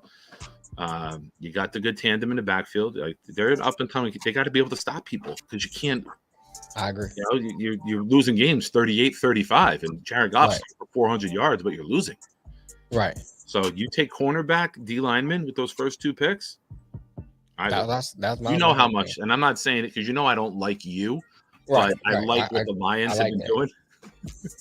I appreciate that. Yeah, no, we're honest. I know how you feel about me too. Well, I mean, so let's be honest at the first round, especially at the top. Yeah, we know Carolina's getting quarterback. All right. Yeah. Houston, we know we're getting a quarterback. So whatever route you got, whether it's CJ Stroud, Bryce Young, or Young Stroud, those 2 off the board right there. Now Arizona, the Cardinals and Seattle are the wild cards. Well, to Nick's keeping point, the pick. I don't think they're the wild card with their pick. They're Yeah, the wild card of if they trade out. That's what I mean. Yes. I think it's D-line for both of them. It's a matter if they stay there or if somebody gives them enough to pass. Go. Yeah. Right. And I think that's a great point that you bring up, Nick, because I saw the same thing too. Arizona, they're taking calls on that pick. So they're taking so there's teams approaching, at least 6 teams that have brought to Arizona a package to get that third overall. The draft starts with Arizona because we know it's Stroud, Young, Stroud. That's locked. Yes. I agree. The draft will start at number 3. Of course, we'll have to do make the phone calls, make it official, and waste our time, but we know who the picks are. Yeah. Right. And then it's going to get fun. So definitely, I agree with you. Draft starts at 3 with Arizona. If they stay there, obviously there's not a quarterback being taken, but because everybody's getting so gun-ho on trying to make sure that they get their quarterback, I actually think Arizona trades out. Now, who do you see would be the trade partner though? Indy from 4. Vegas from 7. Okay. Titans at 11. Would be good. 11. Don't sleep on the Texans going up because they have number 12. Don't forget, and getting Will Anderson. Don't sleep on it. They have a lot of draft capital from the Watson trade. If they think Will Anderson is a Von Miller type, like everyone's been saying, a 22-year-old Von Miller, not the 33, that Buffalo type.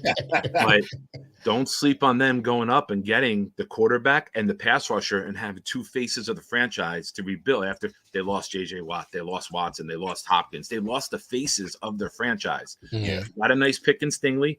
You go get the edge rusher to go with Stingley, and the quarterback hits, you can rebuild quickly. Right. I mean, it's going to cost a lot to go from 12 to 3, but I wouldn't sleep on them. What's that? That's 4. Arizona, Indy, Vegas, Titans, Texans. No. You got Arizona, Indy, Seattle's at 5.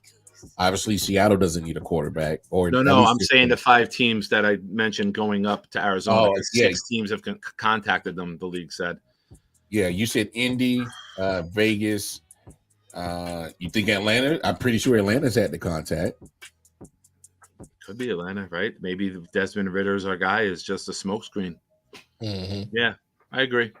I'll go with that, Mar. I'll say that's another possible. I think somebody had put Tampa Bay up there. MJ put Tampa Bay up there. Too far of a jump, though, right? They're at 19. 19 to 3. They're not. Who wants to trade back 19? You got to give them a lot. Hey, it's possible. Give a lot, bro.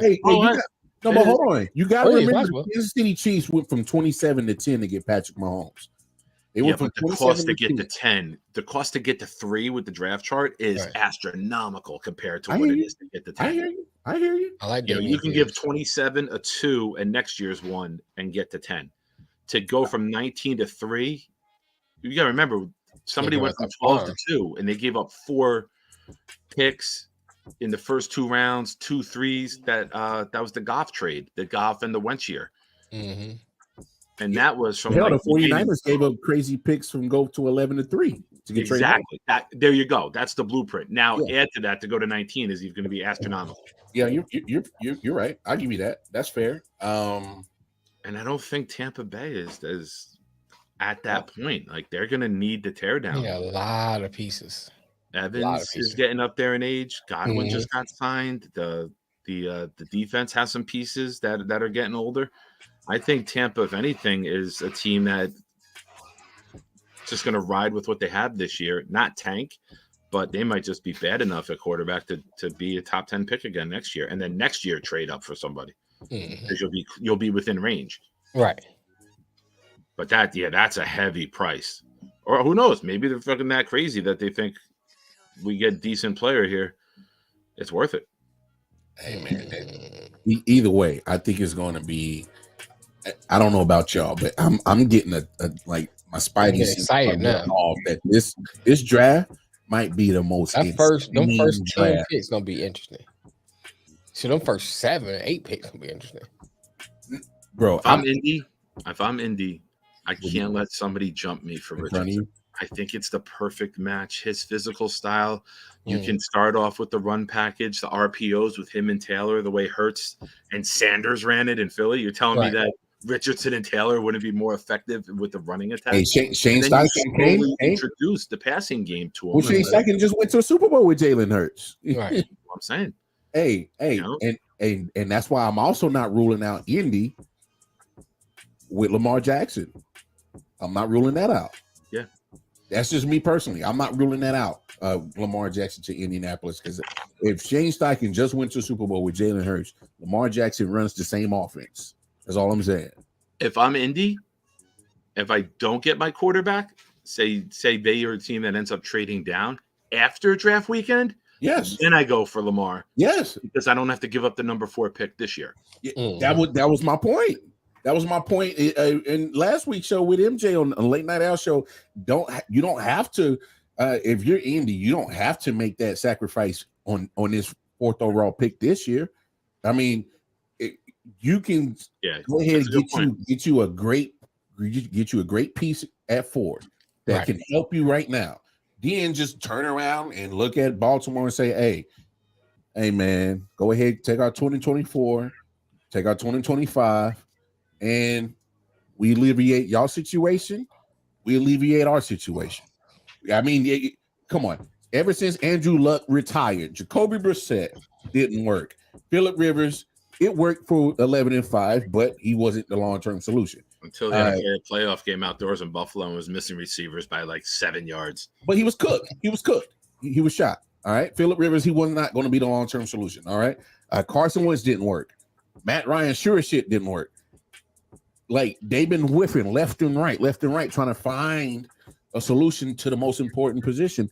I'm saying, if you don't get one of these quarterbacks, there's nothing wrong with getting your guy after the draft, and you still don't have to sacrifice your very expensive and lucrative 4th overall pick this year.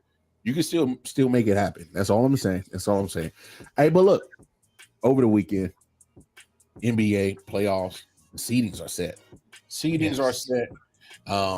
I think the play-in tournament starts tomorrow, if I'm correct. I can't remember for sure. But so here are the final playoff seedings. All right. So in the East, can I have one thing before you move on? Yeah. The deadline to sign the franchise tag is July 17th. So there's room after the draft to still negotiate and make the offer. I just wanted to add that. I was looking that up as you were. I thought you were going to spend a little more time on it, but no, that's a good little piece. There's time to do it. It's feasible too. No, no. I'm glad you brought that up, because that gives you a chance after the draft. You see where your team is at. You know, free agency pretty much is dried up at that point in time. I'm not saying it's dead, but you're not seeing a lot of signings. So that gives you both teams a chance to really evaluate where you're at and what direction you're headed to on what you got in free agency, what you drafted. And that can give you a more legitimate choice on what to do with the Lamar situation. So I'm glad you brought that up. It'd be brilliant. Like, you go get Jalen Carter, or you trade back and get like a receiver, and then you bring him. That would be a real brilliant move, man. So, you thought of that? His face froze, Mel. Bang bang. Me and Mel shoot from the hip at one another all the time, and you sit there scot-free. The one time a bullet comes your way and you're gonna get in your feelings. Hey, it's because I learned how to dodge bullets like the Matrix, bro. That's what I'm trying to tell you. That's what I do. I shoot. That's because you're a cheese fan and you're always eating the red pill. You don't dodge when they just can't see your black ass. He said that. Don't forget, yellow boys, they bruise easily. I'm not saying I didn't think it, but he said it. You sons of bitches. Yeah. Anyway, NBA playoffs are set. So, like I was saying, in the East, you got the Milwaukee Bucks locking up the 1 seed, Boston with the 2 seed, Philadelphia 76ers 3 seed, Cleveland 4 seed. The Knicks at 5 seed. I'm excited for that matchup, that 4 or 5 seed of Cleveland and Knicks. That's gonna be a good series. That's gonna be a good series. That's gonna be a good one. Brooklyn, man, look at your Brooklyn Nets still fighting in there, number 6 seed.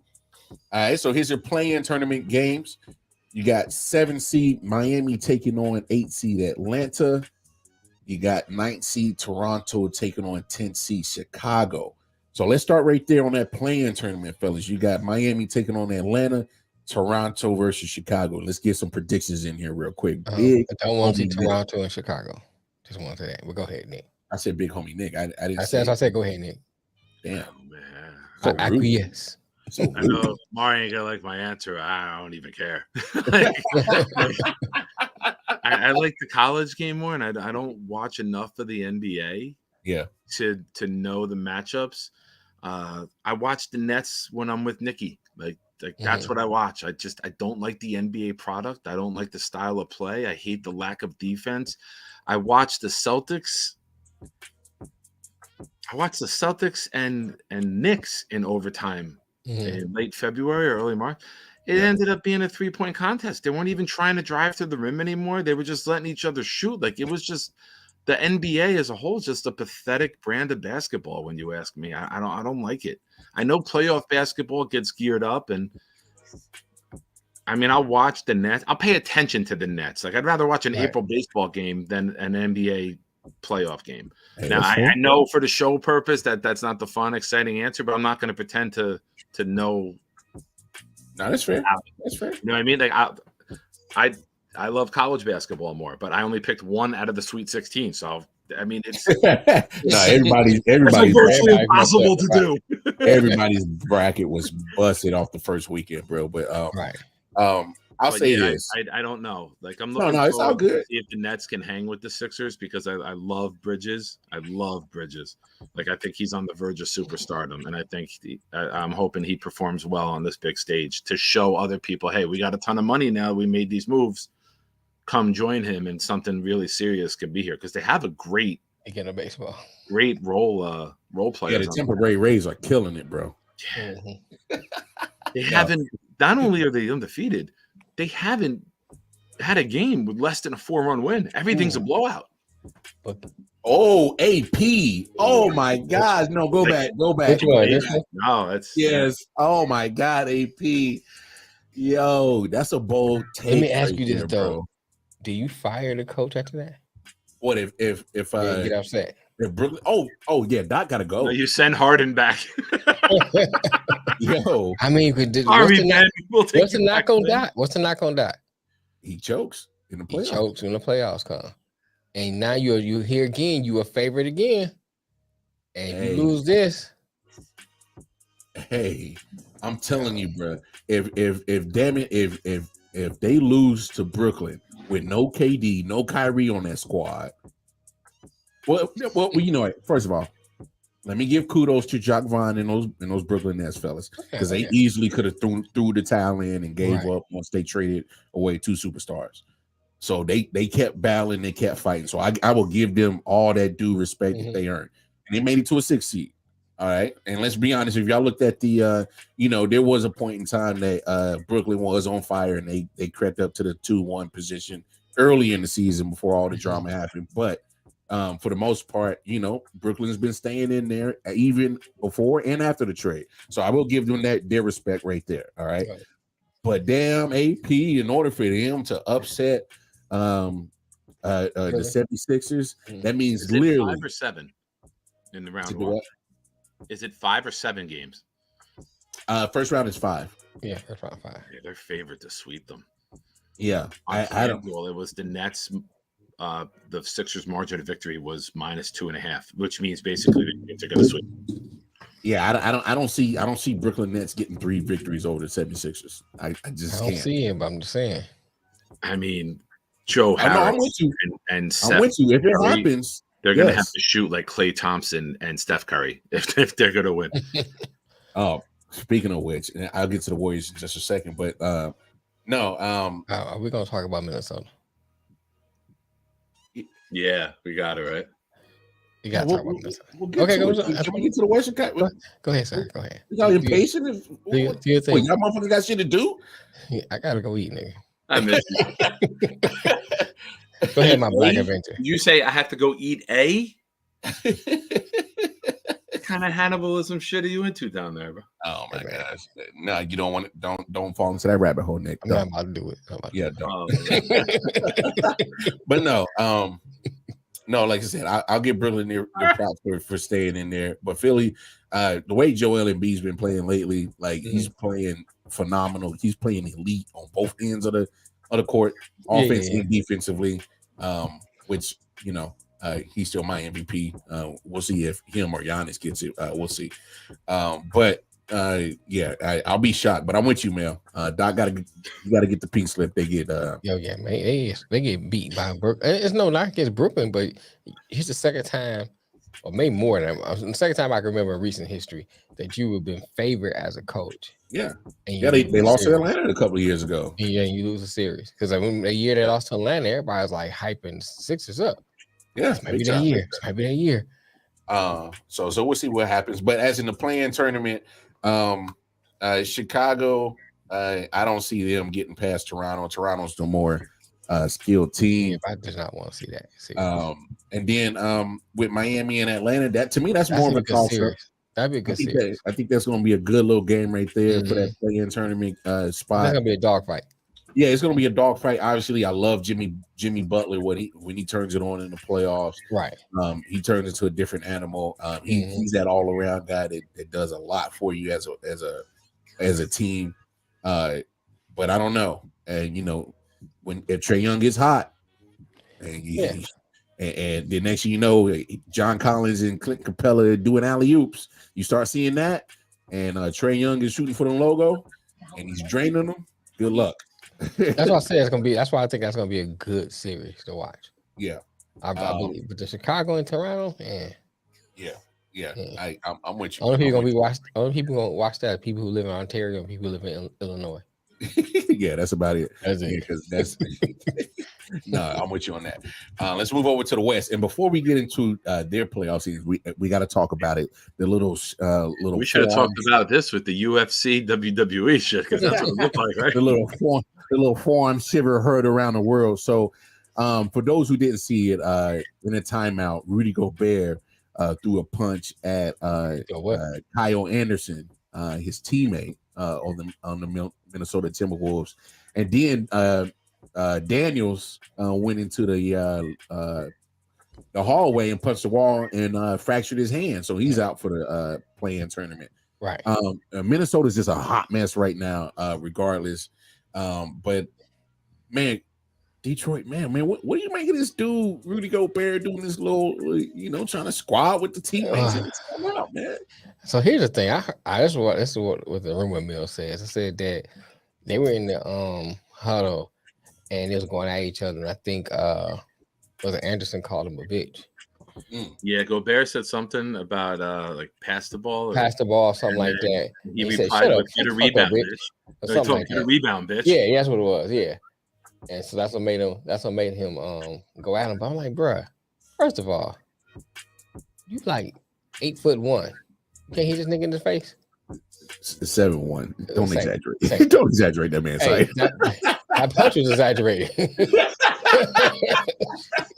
I was like, what the hell was that? He ain't want that smoke, bro. Well, he's French. He's French. Well, he need to take that shit back to France because that shit was garbage. If you learned anything from history and the world wars, the French do not know how to fight. He proved it. Thank you, Nick. Thank you. I set it up. My man here. Jokes. I got history jokes too. Hey, I like that. I serve it up to you. You knock it out. That's what I'm talking about. That was some garbage, man. You tell he want that smoke, bro. I would love to hear someone put like an audio of over like I don't even know why he even threw it if that was going to be the case. Right. Don't even say threw it. He didn't even throw it. He just like he tossed it. Didn't you see what Draymond did to Jordan Poole? He should took notes. That's how you hit somebody. That's how you hit somebody. How about Draymond firing back? Oh yeah, I like that. Tweeted about that in October, and Draymond quoted it. Who posted the column about that? That's what Kobe said. If Matt said who posted, Matt, it was you. I don't even have to read the rest. I know it's you. All the Wolves needed because now Cat could play the 4. Yeah, but here's the thing too, man. As a team, a lot for Gobert, and now the Lakers play the Wolves And like the Lakers Gobert's not even there. Gobert not being in there. He got suspended, by the way. He got suspended. The team suspended him. That's the league going, oh, we need LeBron to go on a run. How do we do it? Activate the French fighting. No one will ever believe that. Watch this. But here's the thing, as a team, you know, you get frustrated at your teammates. It happens. Yeah. But to that degree, that's what I understand. It's like, okay, I think I was watching I think that was built up, bro. I think I was watching Shannon Sharp and the little bitch nigga. Is that a rapper? Because one of the things I learned on my sabbatical is that every new rapper has the name Lil in front of it. So little bitch might be an actual rapper. But they were talking, and one thing Shannon said, you know, if you're gonna motivate somebody, you know, it's different. Different people get motivated different ways. It's different ways he could have went at Gobert for playing soft and got him try to get him motivated, then straight out calling him a bitch. As a team, you ain't going to the playoffs. You know, and I think it's like if you're looking at it from a team perspective, a competitive perspective, we're going into the playoffs. Why we at this point acting like this? On the last game of the season. Now you got a player hitting the wall. He's out for the rest. He ain't going. You only have him for if y'all go on a run, which we know they're not. But hypothetically, if they go on a run, you only have him. He's not available. He's not available. Gobert's out for what, 2 games? 1 game. Oh, out for 1 game. Yeah, that's because that's how weak the punch was. Only in 1 game. You know what I'm saying? Von Artest got like 4 years. You know what I'm saying? Yeah, I just think it was just garbage, man, all the way around. It shows how bad this team is. No, to me, what it shows how gullible that the Wolves were to give up 4 first-round picks to the Jazz, and it shows how smart the Jazz were to get off. Right, and how soft Gobert is. Now the Jazz weren't smart. That team is going to be full of drama now that A-Rod's part of the ownership. Now, it wasn't smart that the Jazz gave him a max contract, so I'm glad that they were able to get under that and got 4 draft picks, right? First-round draft picks in returns. But come on, man, to me, it's a bad look. I agree with you, man. Like, you can't sit there and have this infighting at the last game of the season going into a playing tournament, which is do or die. Well, they're the 8th seed, so they get a chance to, even if they lose to the Lakers, which I think they will, they get a chance to get another shot at beating the 9th or the 10th seed. So you get 2 chances. So they'll have him in the second game. So be prepared to have him in the second game. Unfortunately, they won't have Daniels because he did something silly and punched the wall. Hey, guys, basketball players, especially basketball players, you shoot with your hands. Do not punch the wall. You will never win. Never. Concrete wall wins every time. Undefeated. Undefeated like the internet. Undefeated like Father Time. Yep, that too. So don't punch the walls no more. That was silly. So I mean, the Wolves they're unraveling at the wrong time of the season. Right. It's not a good look. It's silly as hell. But the West is going to be interesting as we get to the Western standings. Obviously, Denver is going to be the 1st seed. Memphis with Glock Ja at the 2nd seed. You got my team, who I'm picking to come out the West. Yes, I'm picking them. Got the Sacramento Kings in 3. You got Phoenix at 4. You're going to be taking on the Clippers at 5. Then you got Golden State at 6. Now, real quick. Go ahead. That performance that Clay and Steph put on yesterday, I thought that was a reminder. I thought that was a reminder for a lot of people to say, yeah, we've been having up and downs, people in and out of the lineup, injuries. But we still the Warriors, and we will shoot the lights out on you at any point in time. I think they were a sleeping giant because I think a lot of people are not picking on the Warriors because they're a 6th seed, and this is the first time in been a minute since they haven't hit 50 wins. Mm-hmm. So I think there's a lot of people sleeping on the Warriors. Hey, you're the defending champ. I missed it. Who's the Warriors matchup? They got Sacramento. So that was my pick to come out. That's against the new guys on the block, right? Yeah, that's a scary matchup, man. So that might kill my take already in the first round. So, but I'm gonna still ride with the Kings until they get eliminated. So for the West, that's your pick for the West. Yeah, man. I like the Kings, man. I like what they're doing, man. I like what they're doing. I love that Domantas Sabonis and De'Aaron Fox combo, that high-low combo that they got. And Mike Brown has been coaching. And look, Mike Brown's coach of the year. There's no debate. Y'all debate with your mothers, debate with somebody else. Don't debate me. Mike Brown's coach of the year. So I think the West is interesting because you see, because here's one thing that I think that a lot of people aren't looking at. So if you get the Lakers coming out and they'll be the 7th seed, they get a matchup with Memphis. That's a preferable favorite that might get knocked out because obviously, you know, LeBron did his load management with his little injury, picked and came back right at the right time, right? Load management sounds like something Mel does on the weekend. Anthony Davis has been balling out of control the last few weeks. So I got to give AD his props. As much grief we give him on our shows about him being unhealthy, he's been balling lately, man. Man, good. That's a tough draw for Memphis coming in the first round. A Lakers team with LeBron coming back and AD playing lights out. So that's an interesting matchup. Who y'all got coming out the West? I'll go if you're still thinking. Go ahead. I would just like to see the matchup one time. I don't care about the teams. I would love to see a Nuggets, Sixers, Jokic, Embiid matchup. Yeah, in the finals. It's just me. Yeah, I mean, I would be curious to see that on the big stage. Oh, I got an interesting trivia question. You know, Nikki, he's always throwing these nuggets at me yesterday. What NBA player has the longest active playoff streak? I don't know. Not who you think it is. I figure it wouldn't be. Might be Udonis Haslem. No, that was my guess. From the Heat, that was my guess. Yeah. He was around for so long. Not him. Honest to God, that was the first name that came out of my mouth. I don't know. Who is it? Mel, you want to throw one out there? Guys in the chat? Matt's right. Harden. Harden's got 14 straight years. Oh, wow. I would have never guessed that. Yeah, I never guessed that. I was going to go with Dwight Howard. I am. Well, Dwight Howard's not even playing in the NBA, man. He's in China. Same thing. Nah, man. There he go. He chasing pussy.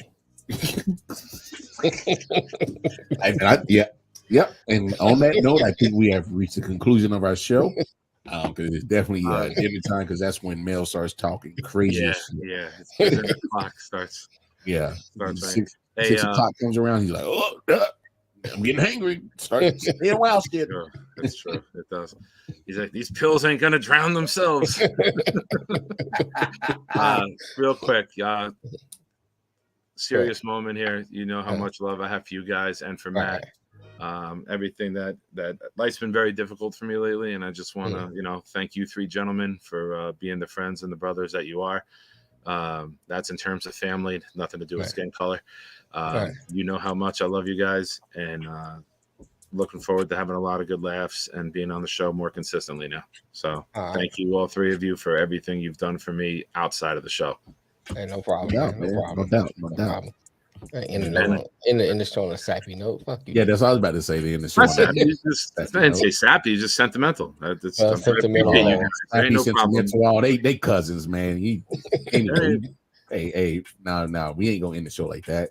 Fuck Nick, fuck Mel, fuck MJ, fuck AP, fuck everybody. Oh, fuck Papa Doc.